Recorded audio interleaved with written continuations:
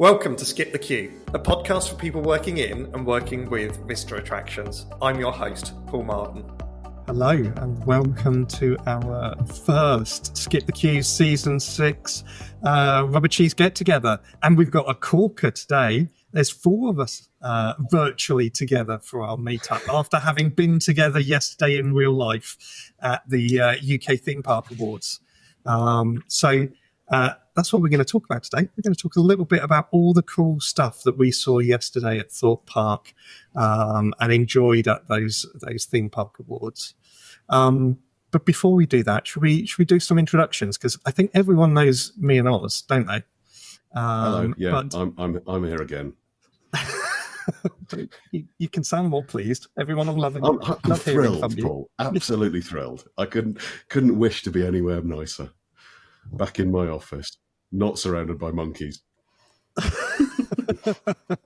We are also joined by Sinead Kimberley, who is the Senior Client Success Manager here at Rubber Cheese. Say hi, Sinead, and tell everyone what you do. Yeah, so I work with our clients and making sure they've got everything they need for the website and try and act as the voice of the client, essentially, with our developers so that what you ask for, they know how to make it technical, then I can pass it back to you and make it all visible on the website and get everything done that you need. The glue that binds us together. And today we are also joined by I've got to prove this. I'm going to have to do the counting because I know that other people do count. I'm thinking Don Mary Rose for sure counts the number of times he's been on. So am I. But I think Andy Povey, roving ticketing expert and gentleman of leisure, joins us today, possibly as the most frequent guest on Skip the Queue, but today you get upgraded to co-host status because you join us. Well, I feel honoured, Paul. Thank you. Is that actually an upgrade? I definitely think co-host is an upgrade for sure. Okay, for sure. Speaking of co-hosting, I'll just point out that also in this episode we have some interviews recorded at the awards, some with winners, some with prize givers. It'll make more sense in the YouTube version where you can actually see them.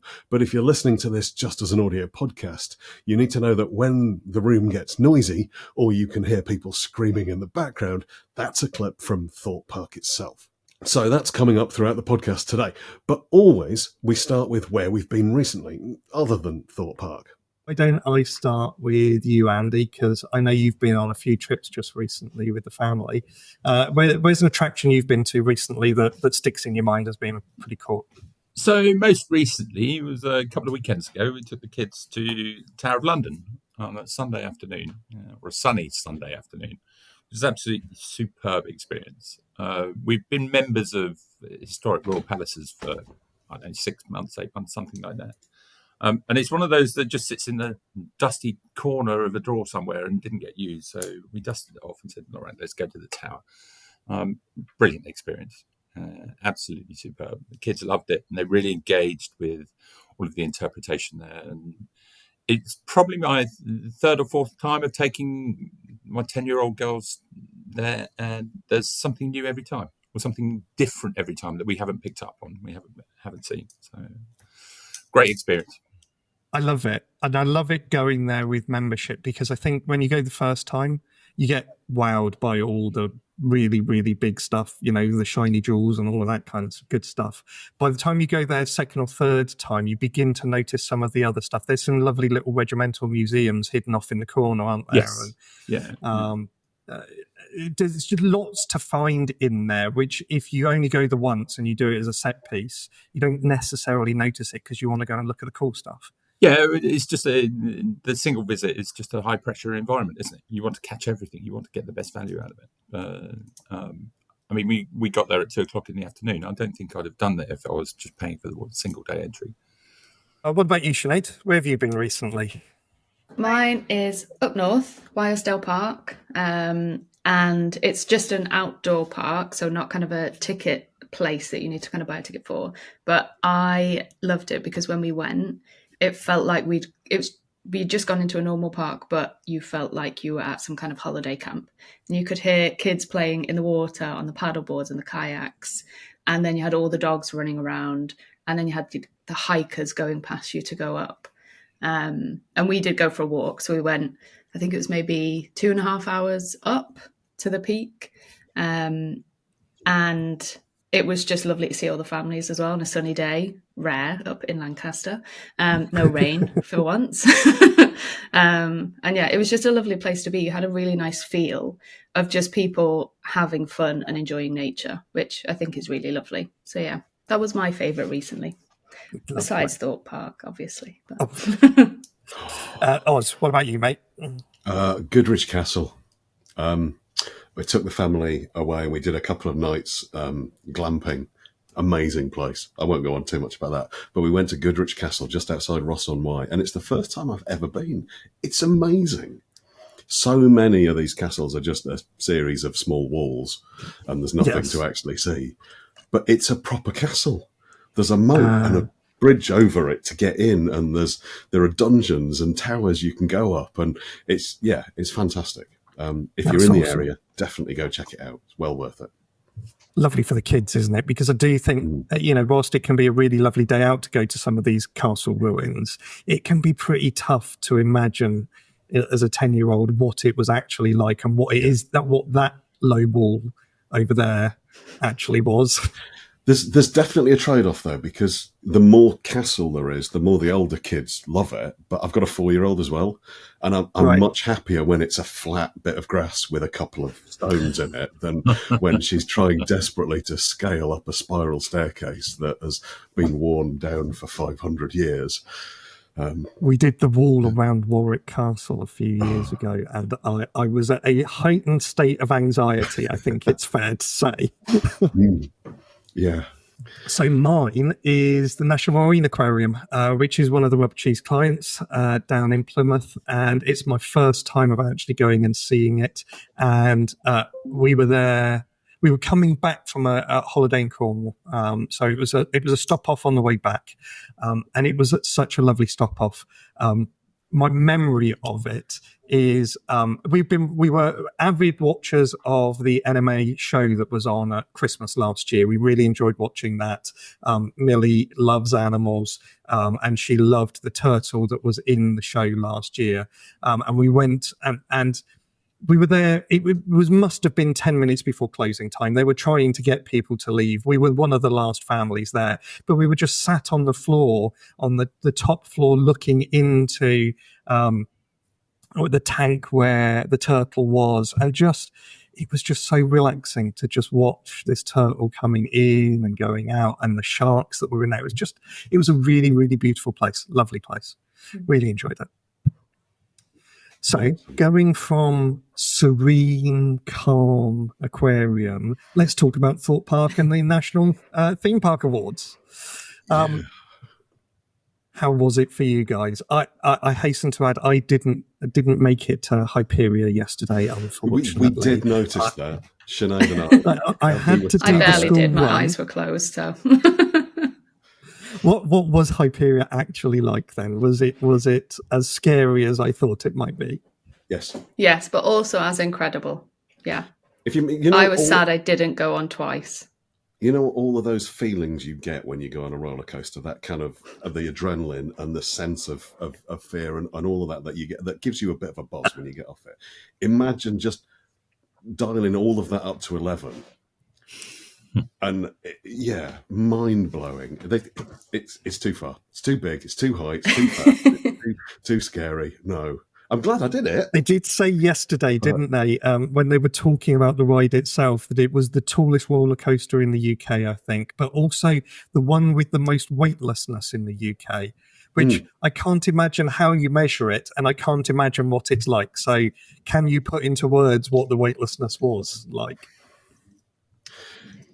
You know, I mean, if they've got these big over-the-shoulder harnesses that come down and you're in the seat and you know you're safe, you know you're trapped, and you're sitting with all your weight on a seat because that's just how you sit, right? Yeah. But for most of this ride, you're somewhere in between the two. You're not sitting and you're not pushed up against the harness. You're just being flung around constantly. And yeah. It is weird. I think I didn't notice when the harness thing you get is different to the normal one. So you don't have that big thing pushing your shoulders back. It just goes around your waist, and then there's like a bar you can hold in front. it is safe. We can confirm because we are here, but it did make you feel like you weren't quite as stuck to something as normal. And then add to that you were moving faster and you were dropping from higher heights. You realised that you were still falling, which you don't normally do on a roller coaster. Normally, you realise you're falling and then you're done. Whereas this, you realise you're falling, you start to be like, okay, but I'm still safe. And then you maybe open your eyes and you look around. This, I couldn't. I carried on realising I was falling a lot longer. You really felt it in your body. That first peak where you go and it starts to move and then it takes you up and you're lying backwards and you're going up and you can just about see the track ahead of you up there, and then you get to the top and it's such a tight curve that as you drop you can't see the track and you just drop.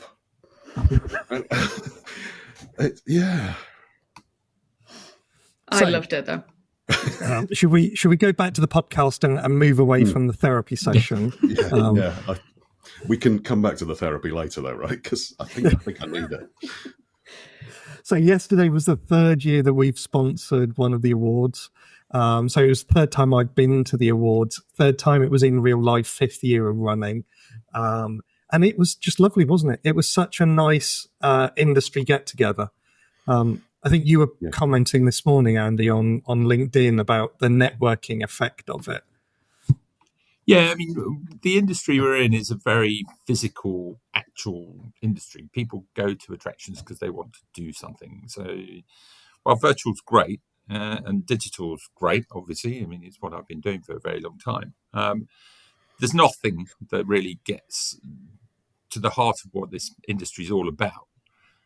Better than the face-to-face physical interactions. And that was a real sort of epiphany almost moment. I think I said on a message to someone yesterday that that's just really important. It was the first event I've been to since May. So very good. Good. I thought it was a real eye-opener how you kind of going there as an exhibitor, and it was my first time. I kind of assumed that I'd stand next to a stall and people would come over and I'd try and talk to them, and all they'd want was whatever free merch I'd have on the stall. But it wasn't like that. It was like being in a big room with a bunch of people who were friends, and they were happy you were there too. Yeah, and it was just a really lovely experience. It didn't feel like a corporate trade show type event, which is exactly what I was expecting. And it is fiercely competitive. So everybody does want to win in the categories they're in. Yes, but Alton Towers wins them all, right? So I am here with Sophie and Danielle from Alton Towers.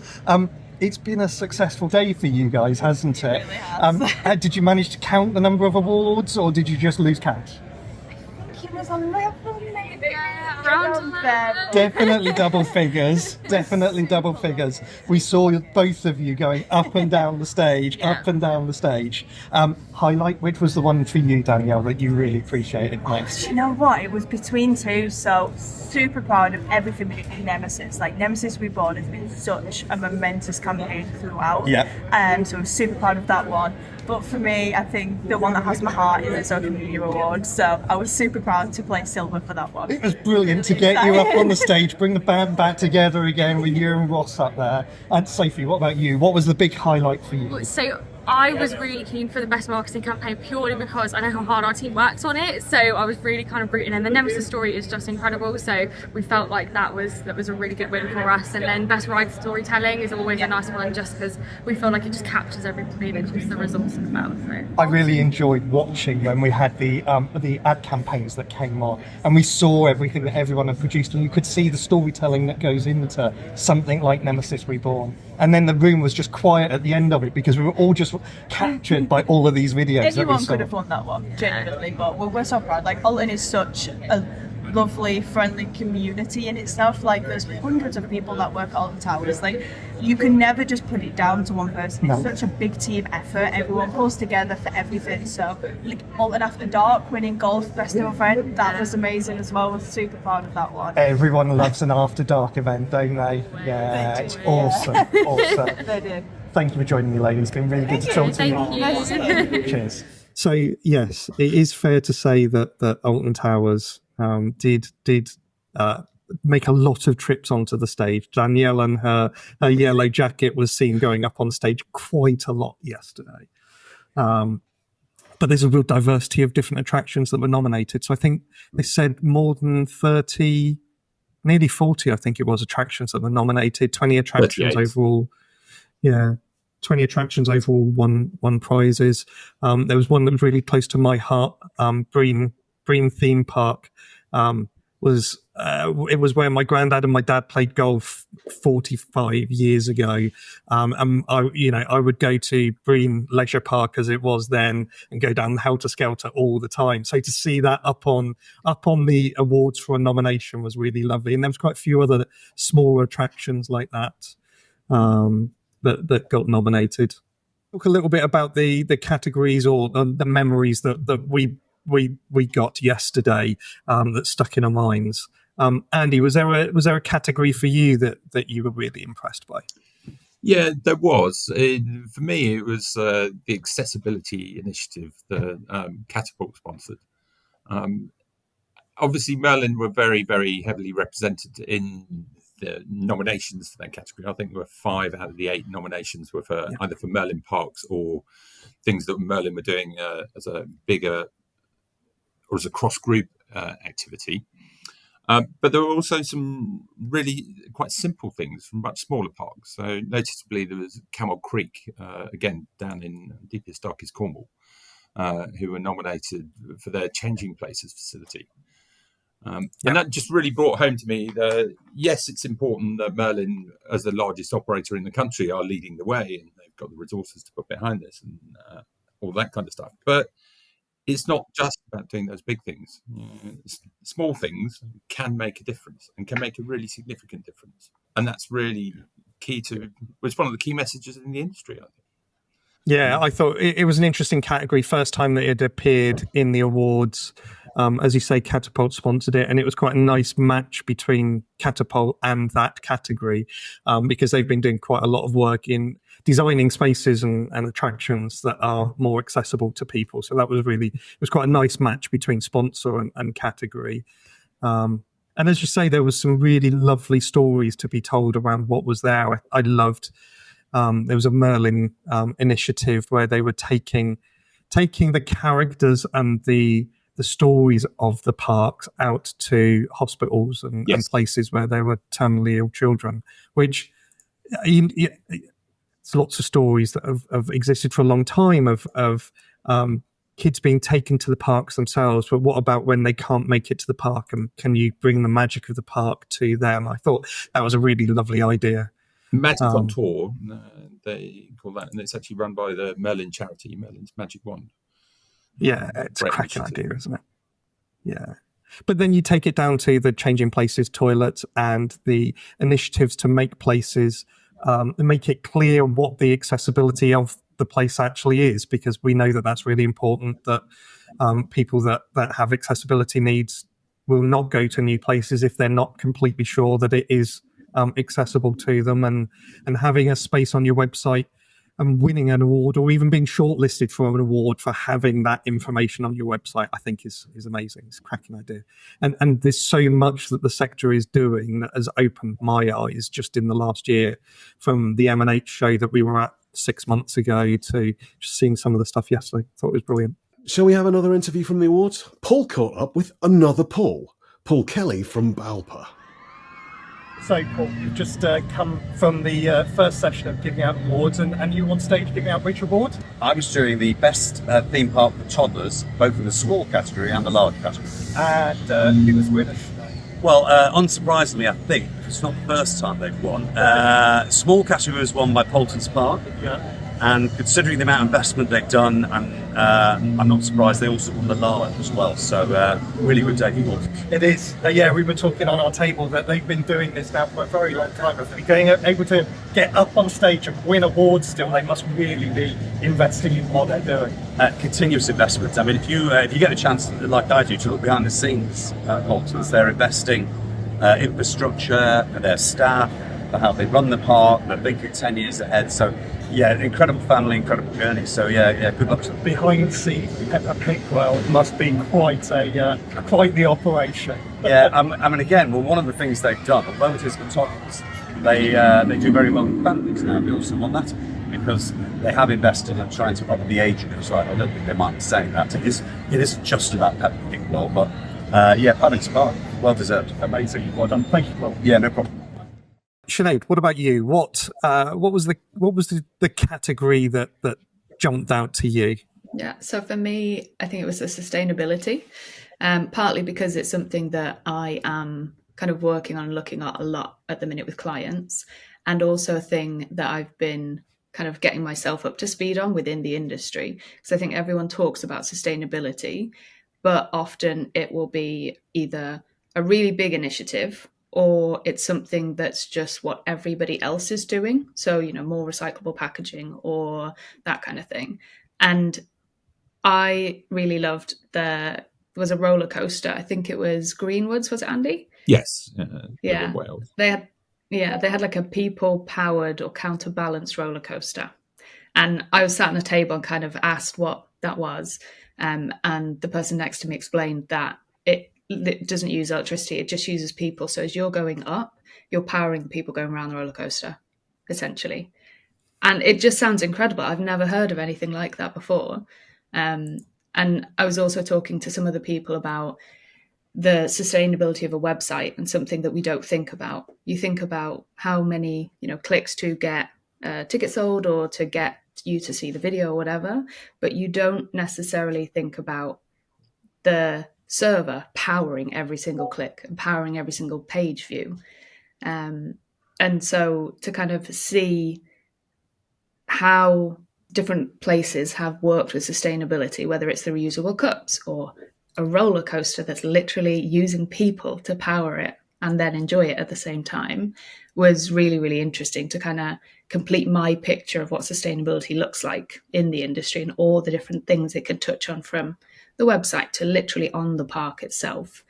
And when the parks are by nature not going to be the most, energy efficient, maybe because you've got these massive roller coasters you need to power safely, it's really interesting to see that the small things, like you mentioned, Andy, with accessibility, the small things really can all together make a really big impact on how you as an organisation can be more sustainable. So, yeah, that was really eye-opening, I think, seeing those different nominees. Yeah, absolutely. I think the one that won it as well is a lovely example of however much you ask people to do something because it's the right thing to do, if you actually make it in their interests to do it, suddenly it becomes much more viable. So everyone's got recycling bins, but if you've got this reverse vending machine where you put your empty plastic bottles in and you get something back out of that, then clearly people are going to do it. If you're there with your kids, they're going to be collecting bottles they find lying around and making sure they go in the right bin because they get something. And it wasn't just a little something, was it? It wasn't just a couple of tokens. You could win some pretty amazing prizes out of it. Absolutely. Yeah. Yeah, I was at the Latitude Festival last year and they were charging a 10p deposit on every waxed paper cup. And the number of kids running around collecting huge stacks of these cups. Yeah. And they were even going into the bins and taking them out of the bins, which I'm not sure was the real driver behind it. But they were making, it must have been hundreds of pounds on picking these things up. Absolutely. Yeah, it was the same. I used to go to the rugby quite a lot before my rugby team disappeared. And they'd charge a £1 deposit on plastic reusable cups, and you could either keep it as a £1 cup or give it back and get your £1 back. And most people they'd have a few beers and they'd leave them. But at the end of the match, kids, just like you say, would be running around collecting these, and they'd be walking around with 20, 30 quid's worth of cups. And, what an amazing thing for the kids to do. Just makes it worth their while, doesn't it? So I'm here with Jennifer and Charlotte from Legoland. So you've been at the awards today with us. How's it been? Was it a successful day for you guys? Pretty successful. Yeah. Yeah. A few wins across the category. Yeah. So what categories did you get awards for?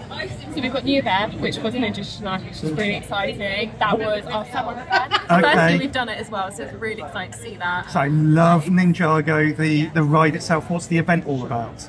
So literally we had loads of different things going on. We had Dragon Astronomy, we had loads of different entertainments, we had character meet and greets, and then the new characters, which was really, really exciting. Aaron and Sora. So yes, that was great, and that finished not long ago. So that was amazing to see that. Bringing Ninjago to life. Yeah. Really enjoyed it. Excellent. And highlight of the day for you guys? What did you see that has really got you excited? Do you know what thing is for me with the map? I look after all things cultural and assist with the events and stuff, and that was quite a nice achievement seeing that. Do you know, it's funny because everyone was laughing a little bit at an award for the maps, but actually the maps and attraction is so important. It is. If you walk in and you don't get a map, it's like how do you figure out where you're going? You're always going and looking at the map on the wall instead of having it in your hand. So yeah, it's a bit of a laugh, but actually I think it's a really important point. Yeah. So Lovely to meet you guys. Thank you for joining us. thank you. Cheers. So Oz, tell us what was the standout moment for you yesterday? I thought it was really lovely to see in amongst all of these theme parks and massive organisations getting up there to win awards, that there was an award specifically for Content Creator of the Year. Yep. That these people are out there producing content that literally markets and drives visitors to these attractions to go on these rides. And they were actually recognised for a change. And I thought that was both a lovely thing as a concept, but also as a YouTuber myself within a very small and specific niche. It was really nice to get to chat to some other YouTubers from an equally small niche and spend a bit of time with them. I thought it was lovely. So I just want to shout out to Andy from Coaster Crazy and Digital Dan. Lovely people. Go and check out their YouTube channels. Thank you, Andy, for helping me on the roller coaster as well. It was needed. Yes. You were with those influencers, weren't you, during the awards itself? I think it's a bit of a challenge having a daytime awards. That it can be a bit of a struggle to get some life out of the audience, and George, the compere, does graft to try and get us into the mood. But I've noticed every year I've been there that if you sit anywhere near the influencers, that's usually the naughty table with lots going on. They were very well behaved. Yeah. No, I think they were, because because you were sat with them at the award, we went with them around the park later, and it was lovely to see people visiting the park recognizing them and coming up to say hi, and that this is genuinely a thing that really works. So I just thought it was great. Let's recognize these guys, because I doubt any of them are making a full-time living out of this. They're doing it in their own time because they love it. So if you're from a theme park, support them a little bit more, get them in there, let them do this stuff, because it does benefit you. You say they're not making a full-time living. I can't remember what the couple are, Andy, who have every year at the theme park awards, they're never there to collect their award because they're always somewhere in Florida or California, because September's a perfect time for them to go and do all the recordings. I guess parks are a little bit quieter, weather's still good. Yeah, but that's the thing. Maybe they're going then because it's cheaper. Yeah. Still having a good time recording. It is possible to make a good living. And, you can make a good living from social media, but it's pretty rare. Yeah. So I am going to claim executive prerogative, and I'm going to take two memories and talk about them. That is definitely cheating. So I'm going to talk first about the main award, Best Theme Park, which strangely last year we were at Chessington, won by Chessington. This year we were at Thorpe Park, won by Thorpe Park. What are you saying? I don't know. But I guess what I am saying was what I really, really loved was the recognition of the whole Thorpe Park team.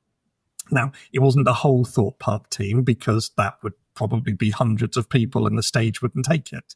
But we had a little kind of troupe of different people from across the park come and collect the award. And I really like that. I thought that was a lovely thing to see, those people being recognised.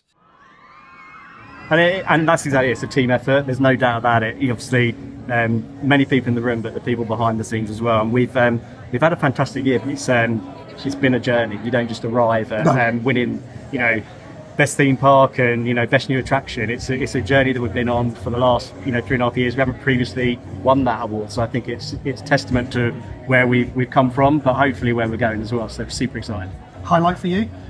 I think obviously best theme park. I think winning the big one is something that feels like new territory for us, but I think we deserve our seat at the table. But across the awards, best new attraction obviously for Hyperion, but also some entertainment in terms of Stitches and Fright Nights, which we're so proud of. A fantastic maze. The team that do our social, which again allows us to speak with our audience, our most passionate audience, and really them winning the gold was also a huge highlight for me as well. Awesome. So time for some food and then some fun after Hyperion, and here's some screaming. Yeah, absolutely. Can't wait to ride it. I actually rode it yesterday for about only the 6th time, and I went on the back. It was amazing. But yeah, hoping people that haven't either experienced it yet will get a chance to, and if people have, which I'm sure many have, they will come back and enjoy it. And the sun's shining, so what better time to be at Thorpe Park? So congratulations, Neil, and thank you for talking. Thank you very much. You're welcome. But then the other memory for me was our own award. We sponsor the social media content category, and I nearly missed my cue. I was quite happily sitting there listening to all of these parks being nominated, thinking, oh, well, that's interesting. Oh, that sounded very good. And then I realised it was me, and I was supposed to get on stage and hand the award out. So there was a little rush to the stage.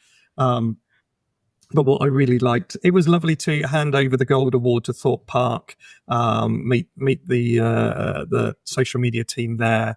But it was also really nice because it was an opportunity to meet a couple more Skip the Queue alumni, Danielle and Ross. They used to work together at Drayton Manor. And as we've already said, Danielle is now at Thorpe Towers and was up and down like a fiddler's elbow on the staircase yesterday. Yeah, she's a full-time award collector. Yeah. But it was lovely to get the band back together again, up on stage, hand some bronze and silver awards out to Ross and Danielle. I really enjoyed that. It was just nice. It's really nice because Kelly first met them at the awards 3 years ago. Again, she was sat on the naughty table at the back with the two of them making lots of noise and enjoying themselves. But just we got immediately the sense of enjoyment and fun that the two of them had and that they bring to the work that they do. And it was lovely to see that recognised yesterday on stage, because we have nothing to do as sponsors of the award. We have nothing to do with choosing who the winners actually are, as a team of esteemed judges, and then the public vote also counted this time. But to see the growth of people that have been on the podcast, their careers growing, and then seeing them back on stage again yesterday, that was really lovely. I enjoyed that. It's a bit weird, isn't it? Because the awards are in the daytime. It's all a little bit quiet. I know, it should be an evening do where we can get a bit you excited. always come and you bring the energy to the room, don't you? Yes. We got the band back together up on the stage with you and Danielle, both in the social media category, so that was nice to see. What have you got in your hands at the moment? I've actually just got Pleasurewood Hills Award because I'm representing them today as well as part of the Looping UK contingency. Okay, so what did they win? They got bronze for Best Theme Park Map. Oh, wow. Which they have overhauled their map this year, which is really fantastic. So I'm getting too excited. I'm never too excited about No, but maps are a great addition to any park. Do you know, when you walk in the gates and you don't get the map, and it's like, oh, people God, are gutted. Yeah. People will complain. Absolutely. But and everyone loves a map. They take a lot of, it's no easy task. They can take 6 to 12 months to get a really pop-in map. And it's obviously all down to the illustrators and everything like that. And the life of the park as well, because you're telling a story about the park. You've got to bring the paper to life. So, So highlight for today for you? Highlight, obviously, being on stage for the social media category. close to my heart, that kind of category. I love socials. I love doing what we do on socials. And it's a big core team for Drayton Manor. Is it really? It's the whole team that really, it doesn't really channel itself into one person. We have a great executive, Morgan Henry, that looks after the top end of all the social media. So she's the goddess that orchestrates it all. But she will say that it's not just her, but everyone just contribute to making sure social media channels are like just absolutely fantastic and great for people to watch. I think they're most authentic, aren't they, when you get everybody involved all across the park, all of the people just telling their little stories and showcasing what the park is like. That's what it's all about. A lot of other departments do envy our job. They think, they're just having fun on TikTok again. But we're not, we're really like behind the scenes, thinking up content, going out filming the content, putting the content together, scheduling it to go out. It doesn't just happen by itself. It doesn't happen. You don't just walk out with a phone and get yourself a smash hit video that just goes viral. Well, the more fun we have, the more engaging it is. So it's our job to be fun and have fun. So. It's a tough life. It is. All right, lovely to see you again, Thank Rob. you, Paul. Thank you very bringing much. the alumni back together again. I know, So, it's cheers, been mate. great. Thank you. Thank you. Thanks, guys. So that was the UK Theme Park Awards yesterday, but that's not the only thing happening in the industry at the moment, is it, Andy? Something big and important is happening next week. You mean my trip to Amsterdam? Well, I was thinking more about the IAPA conference that was at Amsterdam as opposed to your particular trip to it. But... Yeah, so it's the 20th, 30th instance of the IAPA Europe show, IAPA Europe Expo. This time taking place in the Rye at Amsterdam, or in Amsterdam, from Tuesday to Thursday next week. Lots of great stuff, lots of great people, all about the attractions industry. There might be an occasional beer or two while we're there, I'm not sure.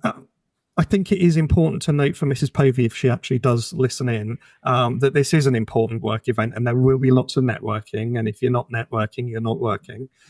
We know that. However, it is also worth mentioning that on numerous occasions yesterday, I heard you talking to people about the after parties that you were planning to attend. It's a busy social calendar that you've got signed up to next week. It certainly is. I think I might need to cut down on the pre-party work to give time for the after-party to take place. So you're going to enjoy yourself and do lots of important networking next week. But I guess the call to action for listeners today is if you are planning on being at IAPA next week, hunt down Andy. He's a tough guy to miss. And everybody knows him. So go and find him, have a chat with him, and enjoy yourselves in IAPA. And we will be back in 2 weeks' time. Thank you very much, guys. It's been delightful having a foursome as co-hosts. And I hope we get to do this again. I quite like this. We should do this more often. Absolutely.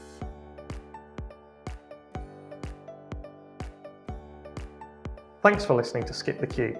If you've enjoyed this podcast, please leave us a 5-star review. It really helps others find us.